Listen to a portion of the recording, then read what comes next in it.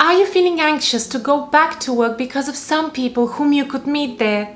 Has the quarantine brought enough on your shoulders that you just couldn't deal with anyone else or their own burden? Let's discuss how you can deal with people who genuinely need and deserve your help and compassion. Also, people who have been really hurt and this is why they're not being their true selves towards others. And people who are intentionally mean and who have probably been this way towards you since before the pandemic. Hi everyone, my name is Antonia. Let's get right into today's topic. It is stressful enough having to go back to the office and getting into a routine that may no longer work for you, and having to unlearn old ways of doing things and learn new ones. If only all people around you were welcoming and understanding, it would make life at work easier, wouldn't it? You have the power to influence much of it, even at the receiving end. Although it's not easy striking a balance between putting yourself in someone else's shoes and helping them put themselves in yours, while respecting your boundaries and privacy. This is especially hard to achieve with colleagues whom you can see have been through a lot and truly deserve your compassion. From dealing with long-term health consequences of COVID to facing eviction and all in between. Your caring and nurturing self naturally wants to lend them a helping hand and a shoulder to cry on. And you defend them when others in the office start gossiping without any regard for their situation and feelings. In such difficult times, helping and supporting someone is not just praiseworthy, it's a heroic act because each one of us has been affected by the pandemic in one way or another. But if you wish to preserve your capacity to keep paying forward again and again, you can only do so if you also take care of yourself. You are not a one-man army. Ask others for help, such as a confidential line helping similar cases to that of your colleague in need. Or you can organize a fundraiser if you have your colleague's consent, just to avoid any perceived embarrassment. But if you're offering any help that may involve more of your personal time and space that you would usually dedicate to your family, or any help that directly involves your family, despite that feeling at the back of your mind that this may be pushing your boundaries or those of your family, take a deep breath, take your time, discuss this with your family if needed, and then take action. If your colleague feels bullied or harassed by someone or put under a performance improvement plan that they think they do not deserve, please don't investigate on your own, especially if you don't have any working relationship with the alleged perpetrator. Explain to your colleague that your personal investigation might not open many doors, and ask them if they would be happy for you to report their case to an internal confidential reporting line, and they will take action and might get answers that would be beyond your reach. It is also difficult dealing with colleagues who have been through a lot, but this has given them the feeling of entitlement to always want to be first, in line for food in the cafeteria, at the printer, at the water cooler, in meetings and negotiations, in their right for a promotion or pay rise. Unless they're acting to your detriment, rise above and don't take them too seriously. Let them have the time of the day. After all, they wouldn't be striving for something so much if they already had it, right?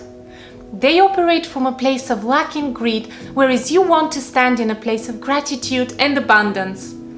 Even if whatever it is that you want is not yet in your life, your gratitude for what you already have opens doors for more abundance to come if and when you're ready to welcome it and take care of it. That's right, even blessings come with certain responsibilities. But if your colleagues are crossing the line and intentionally attack you, your image, your loved ones or your work, then you might want to take a different approach. Don't be offended by them and don't take everything personally. Instead, be strategic, yet forgiving in your approach. What I mean is that these colleagues who challenge you on more than one level also help you to always be 2 steps ahead of them, predict their next move, stand your ground and find your own voice, and in this way prevent them from getting you in trouble. So they're in effect some of your life teachers. Especially after this pandemic, give such colleagues a chance in your own mind. Everyone has been through difficulties and trepidations of their own. Being forgiving to them in your own mind means being loving to yourself. Why? Because you leave any negative emotions at work and you don't take them home with you. You don't overreact to your family and friends, you don't lose sleep, and you preserve your mental health and that of your loved ones. However, being forgiving does not mean letting ill-intentioned colleagues walk all over you. If you allow this, you won't be learning the self-love lesson. Okay, let's admit some of the ways in which such colleagues can challenge you.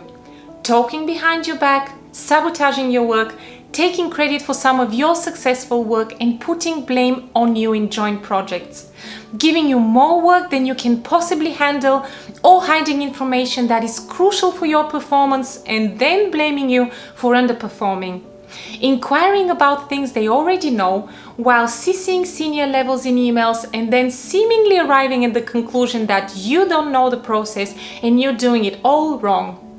Let me know in the comments what else you have experienced and how you dealt with it.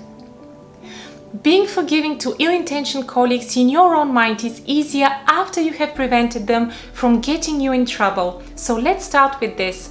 How can you do this? Don't allow emotions to overpower your composure and cloud your judgment. This is exactly what they're expecting when pushing your boundaries all the time, so that you lash out and they complain to others that they were right about you the whole time. Don't grant them this pleasure. I know it is difficult, but if you remain or appear to be calm at all times, you deprive them of your validation that they can affect you. They are the ones who need this validation from you. In a subtle way, always double check with others any advice that such a colleague gives you. It is very likely that by following their advice, you may compromise yourself.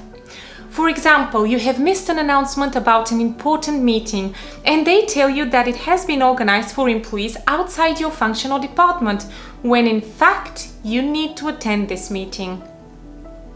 Make sure that you have some visibility by others as witnesses through a glass door or partition when you're in one-to-one meetings with ill-intentioned colleagues, so that they don't walk out of the conversation seemingly calm and then shortly before getting to their desk, they start crying and lying that you have lashed out on them. When working on joint projects and part of your work depends on theirs, be always prepared to execute their part of the task quickly and effectively if needed, and always have at least a draft. In this way, if they do not deliver intentionally so that they can sabotage your work, you won't be affected. I know it's double effort, but what you can achieve has multiple layers. You can do your job well. You can clearly showcase to your managers that you are prepared at all times, and you can surprise that colleague because they won't be expecting this. It is important though to have a discussion with your manager and to share with them firmly that although you feel for your colleague and you're hoping for the best for them, if this becomes a habit, you may not be able to support them as this affects your workload and work-life balance. Even if it is crystal clear to you and your work friends what the true intentions of such colleagues are, never take action too early. They may be masking their actions to appear well-intentioned, and their true nature may skip other people's radar, including that of decision makers on senior levels. So if you complain about them too early, you might end up being perceived as the bitter one.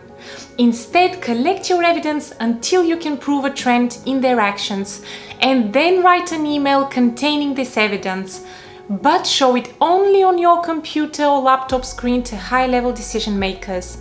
Do not send the email straight away, because you never know who exactly might be a supporter of your colleague and might send them your email so that they can prepare a defensive response and blame you in return.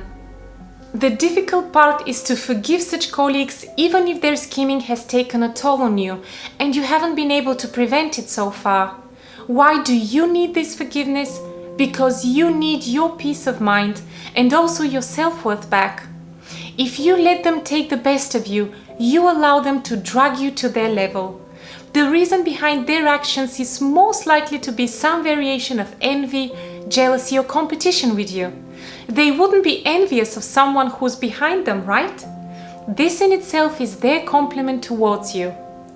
Now that you have some more tools in your pocket, I hope that you will also enjoy your days back at work, reconnect with your friends, get in contact with appreciative clients and customers, enjoy working with a good manager, stay safe and healthy, and love yourself.